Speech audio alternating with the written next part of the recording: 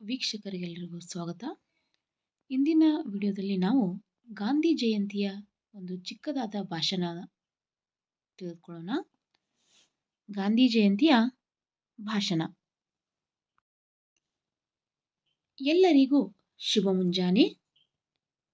ಮುಖ್ಯ ಅತಿಥಿಗಳೇ, ಅಧ್ಯಕ್ಷರೇ, ವೇದಿಕೆಯ ಮೇಲಿರುವ ಎಲ್ಲ ಗಣ್ಯರೇ, ಶಿಕ್ಷಕರೇ ಹಾಗೂ ನನ್ನ ಸಹೋದರ ಸಹೋದರಿಯರೇ, ಮುಖ್ಯ ಅತಿಥಿಗಳೇ, ಅಧ್ಯಕ್ಷರೇ, ವೇದಿಕೆಯ ಮೇಲಿರುವ ಎಲ್ಲ ಗಣ್ಯರೇ, ಶಿಕ್ಷಕರೇ ಹಾಗೂ ನನ್ನ ಸಹೋದರ ಸಹೋದರಿಯರೇ, ಇಂದು ನಾನು ಗಾಂಧೀಜಿಯವರ ಬಗ್ಗೆ ಒಂದೆರಡು ಮಾತುಗಳನ್ನು ಹೇಳಲು ಬಯಸುತ್ತೇನೆ.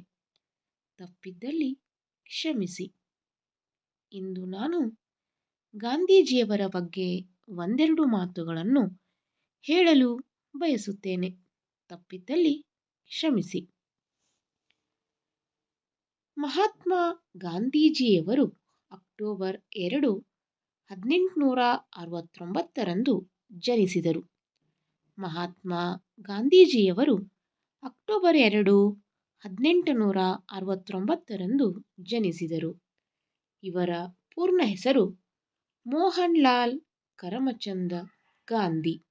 ಇವರ ಪೂರ್ಣ ಹೆಸರು ಮೋಹನ್ ಲಾಲ್ ಕರಮಚಂದ್ ಗಾಂಧಿ. ಇವರ ತಂದೆ ಕರಮಚಂದ್ ಗಾಂಧಿ ಮತ್ತು ತಾಯಿ ಪುತಲಿಬಾಯಿ. ಗಾಂಧೀಜಿಯವರು ಕಸ್ತೂರಬಾ ಎಂಬುವವರನ್ನು ವಿವಾಹವಾದರು. ಇವರ ತಂದೆ ಕರಮಚಂದ್ ಗಾಂಧಿ, ತಾಯಿ ಪುತಲಿಬಾಯಿ. ಹಾಗೆಯೇ ಗಾಂಧೀಜಿಯವರು ಕಸ್ತೂರಬಾ ಎಂಬುವವರನ್ನು ವಿವಾಹವಾಗಿದ್ದರು.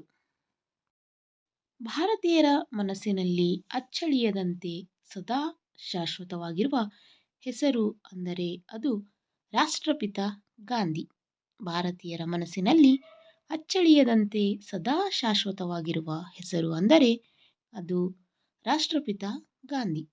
ಅನೇಕ ಸತ್ಯಾಗ್ರಹಗಳ ಮೂಲಕ ನಮ್ಮ ದೇಶಕ್ಕೆ ಸ್ವಾತಂತ್ರ್ಯವನ್ನು ತಂದುಕೊಡುವಲ್ಲಿ ಯಶಸ್ವಿಯಾದರು.